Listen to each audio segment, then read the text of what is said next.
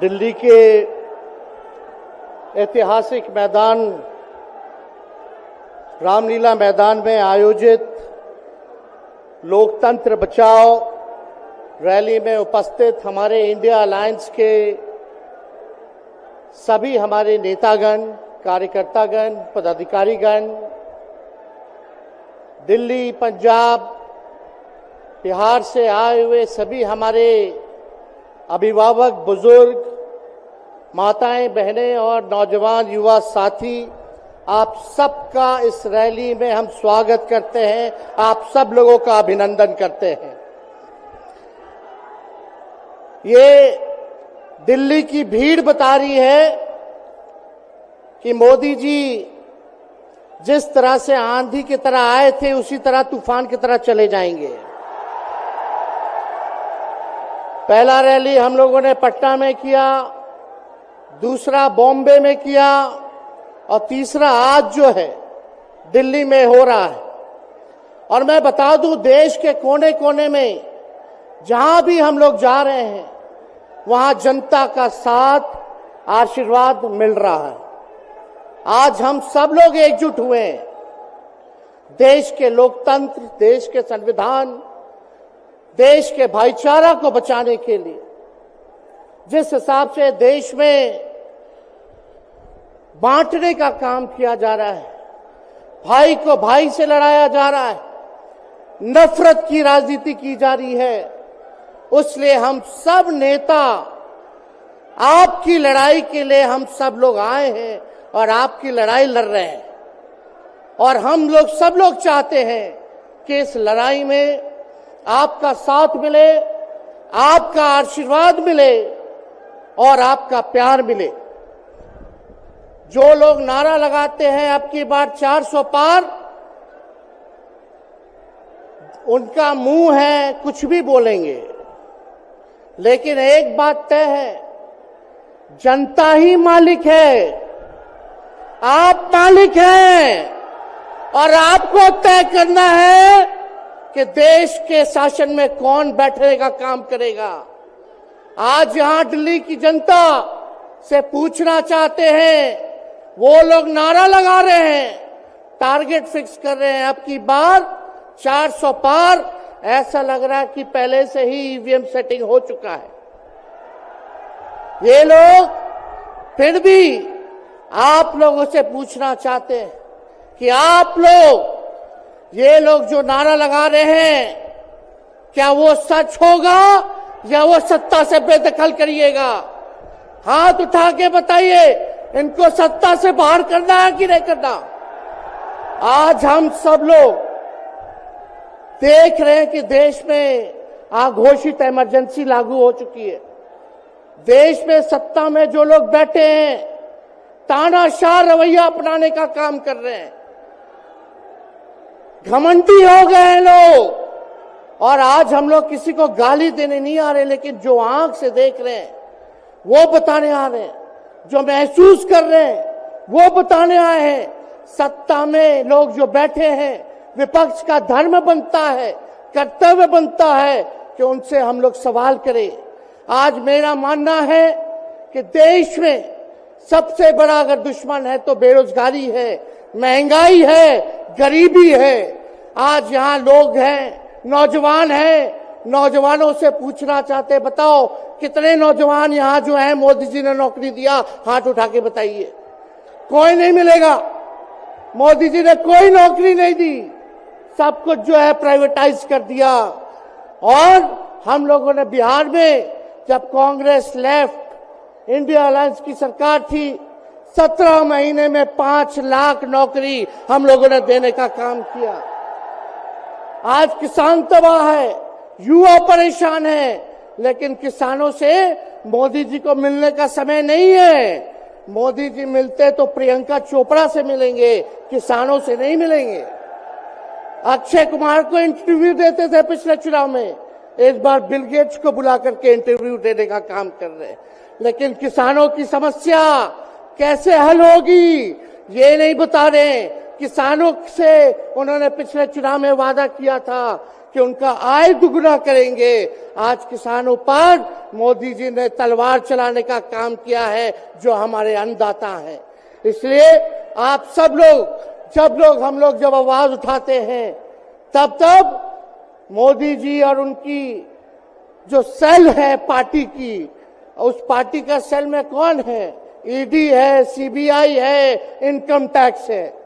लालू जी को तो कई बार सताया गया, मेरे ऊपर मुकदमा किया गया, मेरी मां पर, मेरी बहनों पर, मेरे जीजाओं पर, मेरे पिता के जितने संबंधी थे सब पर केस मुकदमा किया।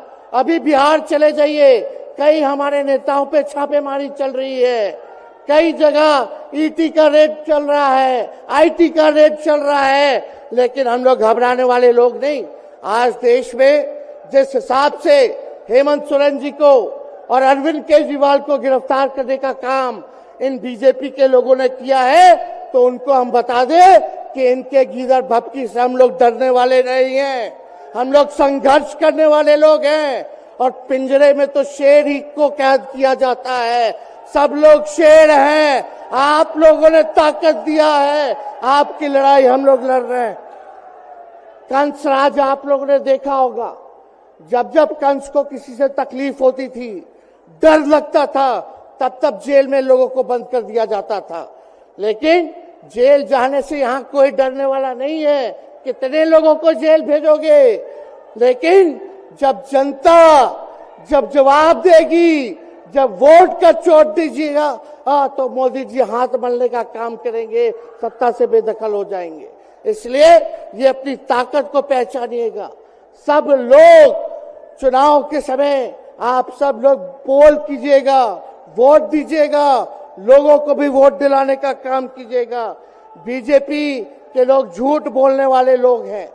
ये लोग यूरिया को भी चीनी बना देते हैं, ये लोग गोबर को भी हलवा दे करके परोस देते हैं, ये लोग आंख फोड़ करके चश्मा दे देंगे और फिर बोलेंगे देखो हमने चश्मा दिया। ये झूठी पार्टी है, इसलिए इन पे विश्वास मत कीजिएगा। मोदी जी कहते हैं कि उनका गारंटी मजबूत गारंटी है, गारंटी की बात करते हैं। हम बोलते हैं मोदी जी की गारंटी वैसी ही गारंटी है जैसे चाइनीज माल होता है। 2-4 बार इस्तेमाल करोगे और वो गारंटी जो है खत्म हो जाता है, टूट जाता है, खराब हो जाता है। तो जब तक चुनाव है तब तक ही मोदी जी की गारंटी है, बाकी कुछ नहीं। 2 करोड़ रोजगार का क्या हुआ? 15-15 लाख रुपए का क्या हुआ? ये जवाब नहीं देने वाले, लेकिन हमेशा जो है प्रोपेगेंडा चलाने का काम करते हैं और लोगों को भटकाने का काम करते हैं। इसलिए आप सब लोगों को सावधान रहना पड़ेगा। इनके झूठ पे आप लोग विश्वास मत कीजिएगा। और हम सब लोगों ने आज तस्वीर देखा। आज तस्वीर क्या देखा कि आज महामहिम राष्ट्रपति जी आडवाणी जी को भारत रत्न देकर के सम्मानित कर रही थी। मोदी जी आडवाणी जी के बगल में बैठे हुए हैं, राष्ट्रपति खड़ा होकर के सम्मानित कर रहे हैं, लेकिन मोदी जी खड़ा भी नहीं हुए राष्ट्रपति के सम्मान में, खड़ा भी नहीं हुए। इससे पहले भी हम लोगों ने तस्वीर देखी कि राष्ट्रपति पीछे पीछे चल रही है, मोदी जी आगे आगे चल रहे हैं। ये हम आप सब लोगों को बताना चाहते हैं कि इनका संविधान पे कोई विश्वास नहीं है। ये लोग नागपुरिया कानून को लागू करना चाहते हैं, आरएसएस के एजेंडे को लागू करना चाहते हैं। इसलिए ज्यादा कुछ ना कहते हुए एक आंकड़ा हम जरूर बताना चाहेंगे। देश में इंटरनेशनल लेबर ऑर्गेनाइजेशन ने सर्वे किया है, उसमें आंकड़े हैं कि आज देश में बेरोजगारों में से 83% युवा है। पढ़े लिखे युवाओं में बेरोजगारी लगभग 65% है। ग्रामीण क्षेत्रों में सिर्फ 17.5% युवाओं के पास ही काम है।